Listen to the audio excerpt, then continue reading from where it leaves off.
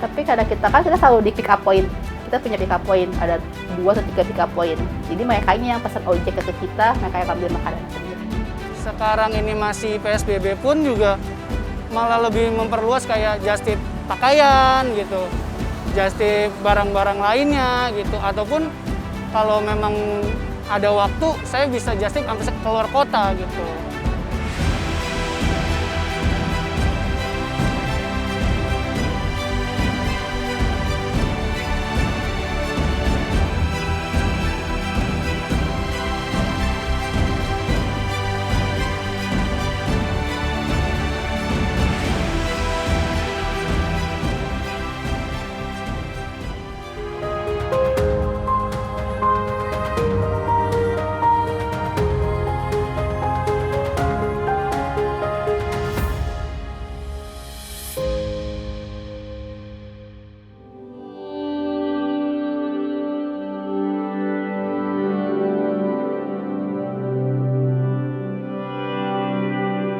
Selama masa pandemi, banyak masyarakat yang memilih untuk tidak keluar rumah karena khawatir tertular virus COVID-19.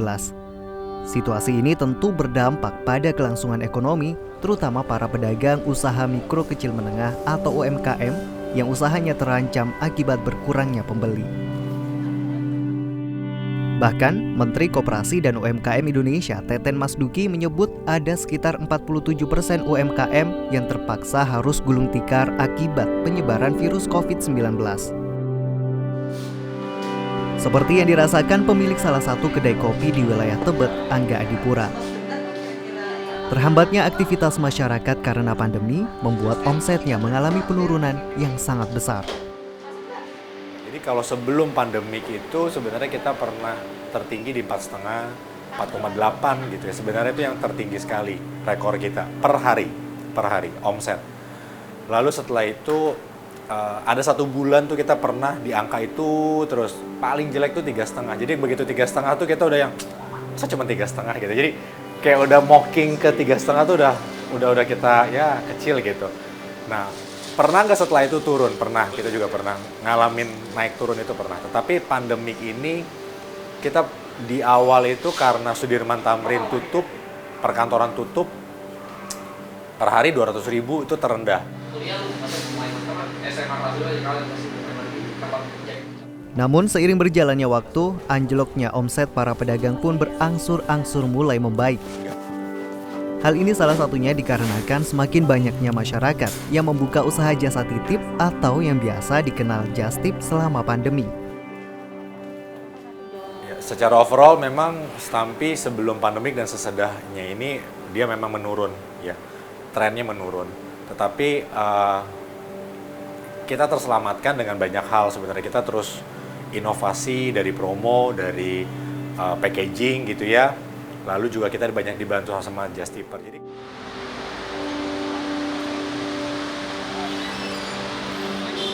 usaha Just Tip saat ini memang sedang naik daun.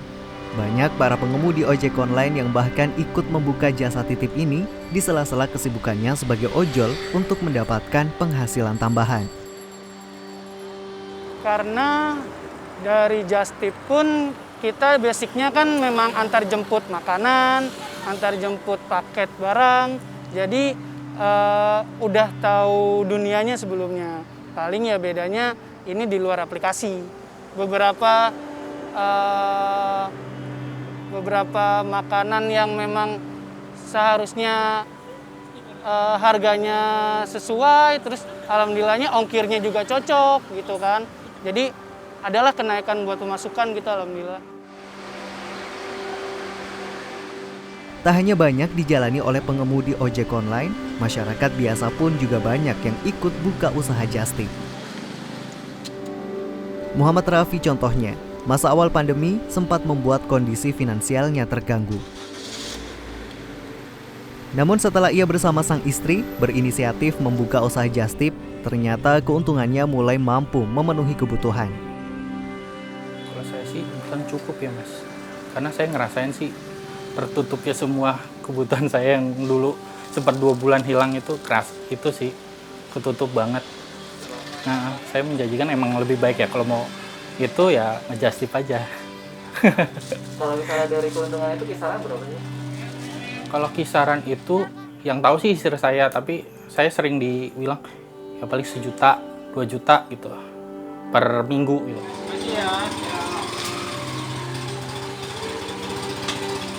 Saat ini kondisi dan aktivitas pekerjaan Raffi beserta istri sudah mulai kembali normal. Namun karena sudah terlanjur suka dengan usaha just tip-nya, akhirnya Raffi beserta istrinya memutuskan untuk tetap melanjutkannya di setiap akhir pekan.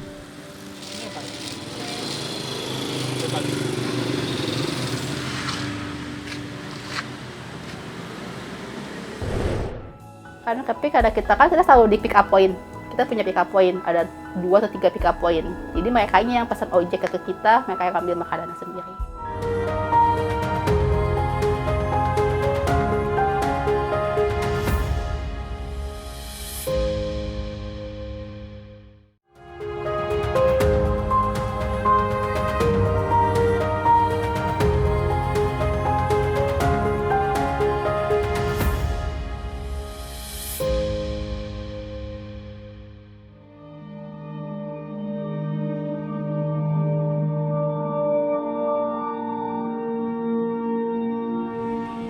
Hampir setiap minggunya, Raffi beserta Farah, istrinya, pulang untuk menemui orang tuanya yang berada di daerah Bogor.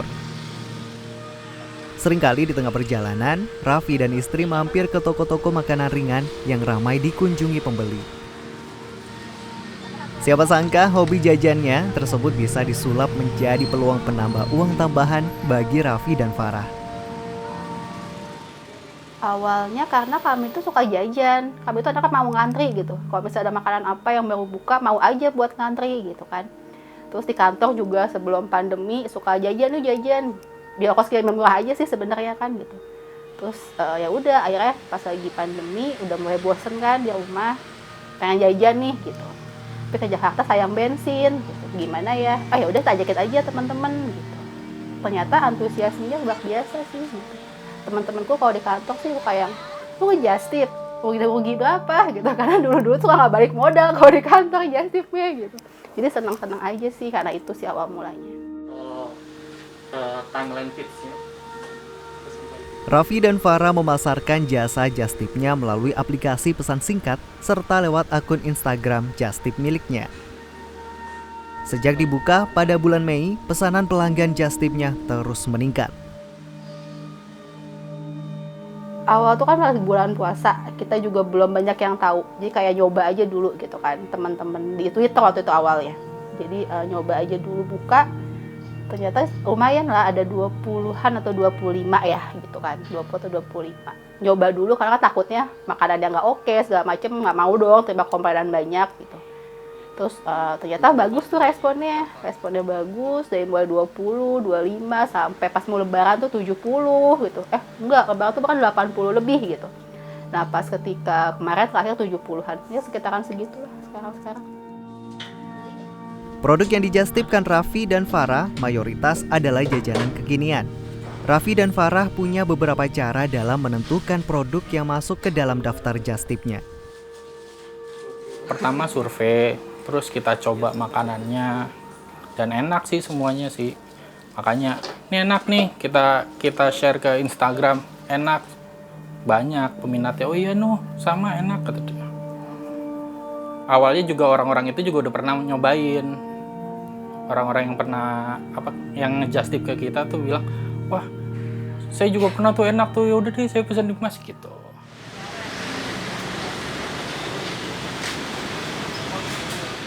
Setiap minggunya menu yang akan dijastipkan selalu berbeda dari menu minggu sebelumnya. Selain diinformasikan langsung oleh aplikasi pesan singkat milik Farah terkait menu yang akan mereka jastipkan di minggu tersebut, pengunjung juga bisa mengakses sendiri informasi menunya di Instagram @suamikistrijastip yang kontennya didesain sendiri oleh Farah di sela-sela kesibukannya sebagai pekerja. Cara memesan di usaha just tip miliknya bisa dibilang cukup sederhana. Setelah melihat menu yang cocok untuk dipesan, para calon pembeli bisa mengambil langsung di lokasi titik pemberhentian Raffi dan Farah. Biasanya, Farah selalu memberikan jadwal kepada pelanggannya terkait waktu pengambilan di lokasi pemberhentian.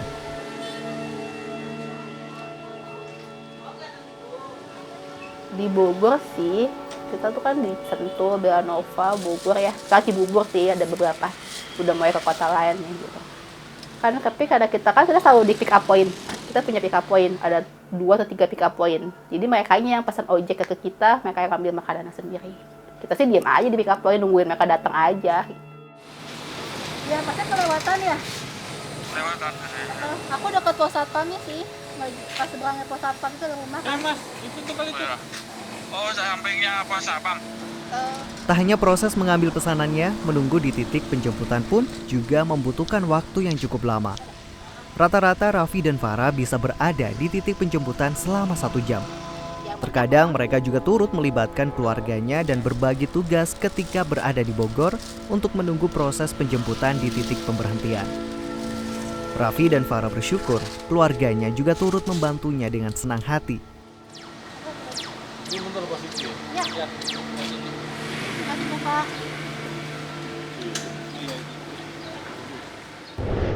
Seandainya nih pesanan ada di Jakarta Selatan, satu lagi Jakarta Barat.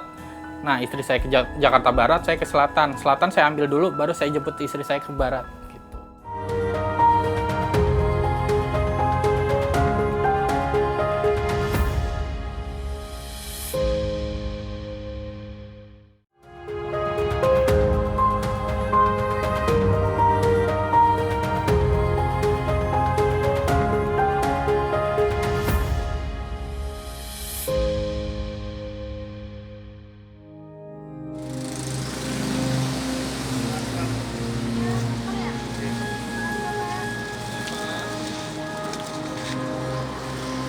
Membuka usaha just tip ternyata tidak semudah yang dibayangkan. Butuh ketelitian, kerja keras, serta rasa tanggung jawab yang besar dalam menjalankan usaha ini. Tahap pertama dalam bisnis just tip yang dilakukan Raffi dan Farah adalah mengelola konten media sosial bisnisnya. Di sela-sela waktu kerja dan istirahatnya, Farah membuat desain dan konten media sosialnya. Biasanya, konten usaha miliknya berisi daftar makanan yang akan dijustipkan. Thanks to Canva sih, untuk pakai Canva sebenarnya. Yang bikin siapa? Ya bikin aku gitu kan, karena yang paling seneng mau pakai kayak aku gitu. Suamiku cuma taunya hari ini jualan ini, suka marah juga kan, kok dijual gitu kan, susah belinya, paling gitu-gitu sih. Cuma ya kayak gitulah.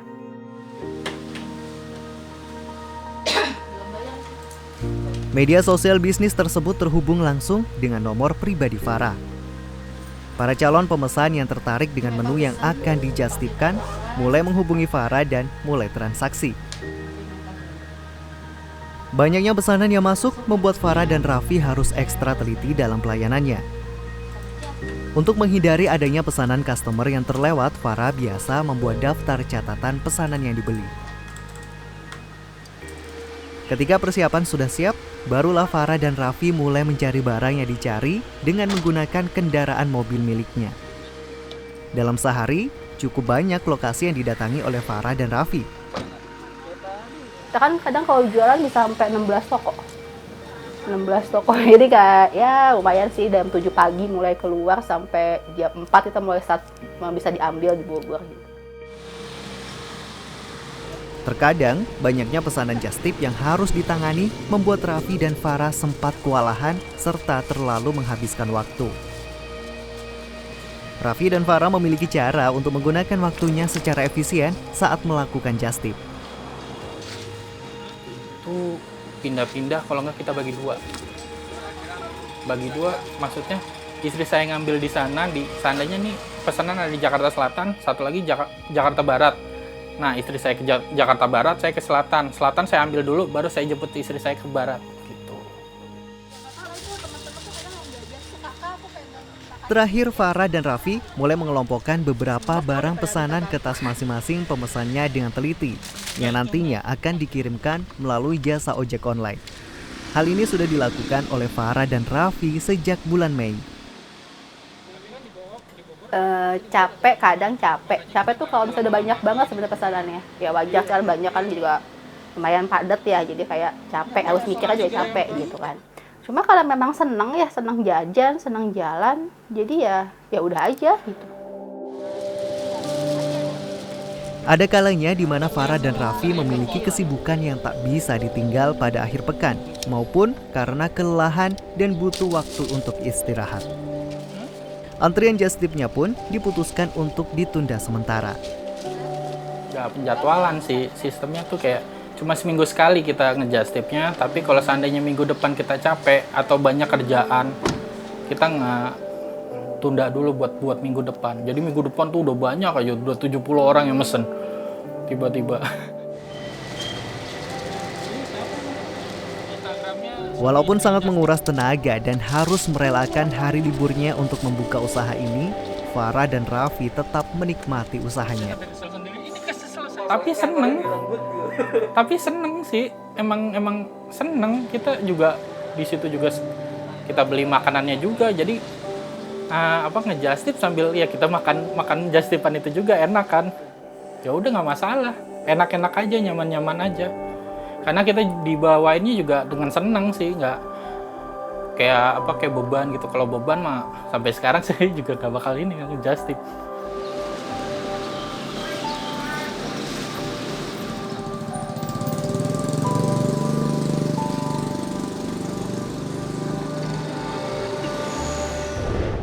Kayak mall nggak boleh masuk atau segala macam, malah lebih memperluas kayak just tip pakaian gitu, just tip barang-barang lainnya gitu, ataupun kalau memang ada waktu saya bisa just tip sampai keluar kota gitu.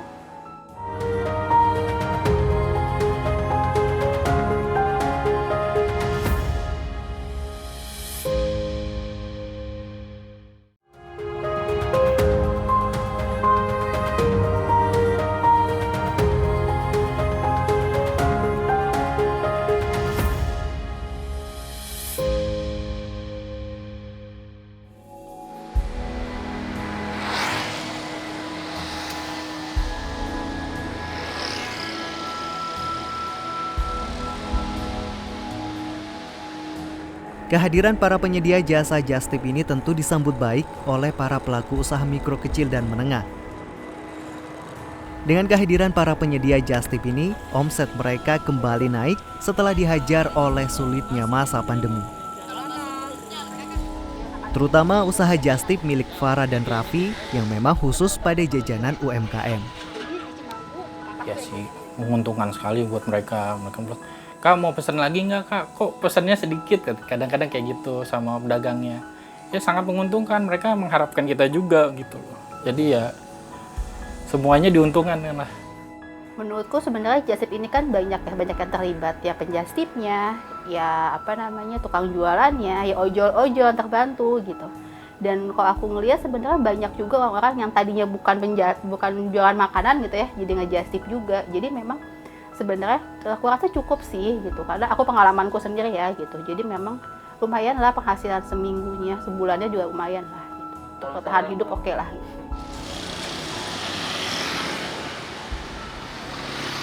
Ternyata tidak hanya disambut baik oleh pedagang, Farah dan Raffi juga seringkali disambut baik oleh para pengemudi ojek online. Beberapa di antara mereka bahkan hafal dengan jadwal kedatangan Farah dan Raffi di titik pemberhentian untuk melakukan pengiriman pesanan melalui jasa ojek online. Buat ojol juga, karena gimana pun juga kan ketika mereka terima orderan kan lumayan ya. Dan sampai satu kita masih suka ada ojol suka nungguin gitu. Suka, udah hari Sabtu nih, jam berapa? Udah datang nih mobilnya, udah siap, berarti kita nungguin ada yang pick up gitu-gitu. Jadi sebenarnya sama-sama menguntungkan buat semuanya sih. Beberapa memang ada yang customer yang seminggu sekali pesan, setiap weekend contohnya, ada juga yang setiap sebulan sekali, ada juga yang begitu. Jadi mungkin jangan jangan dibeda-bedakan gitu. Kita sebagai pemberi yang membuat jasa, terus ada bagian yang sebagai customer. Jadi rangkulannya ya gimana caranya komunikasinya itu jangan terlalu kaku gitu. Assalamualaikum. Pada umumnya pandemi ini memang dianggap sebagai bencana yang memiliki dampak buruk bagi masyarakat. Namun di setiap peristiwa pasti selalu ada kesempatan bagi mereka yang jeli melihat peluang di setiap situasi. kayaknya kalau memang kondisinya sekarang ini masih PSBB pun juga seharusnya kayak mall nggak boleh masuk atau segala macam, malah lebih memperluas kayak just tip pakaian gitu, just tip barang-barang lainnya gitu, ataupun kalau memang ada waktu saya bisa just tip sampai keluar kota gitu. Namun di balik usaha just tip yang mereka jalankan, mereka tetap memiliki kekhawatiran terhadap penyebaran virus COVID-19 saat ini. Para penyedia jasa just tip ini pun juga tetap memperhatikan protokol kesehatan secara ketat. Pastilah, pasti. Tapi kita tuh selalu berusaha meminimalkan kontak kan. Jadi semua barang itu kita pesen H-1. Jadi makanan tuh jarang banget beli hari-harinya gitu.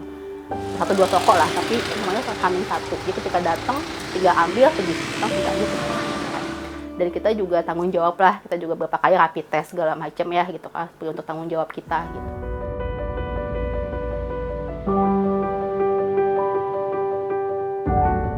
Menjalani sesuatu pekerjaan yang berat tidak akan menjadi beban jika kita menjalaninya dengan rasa senang.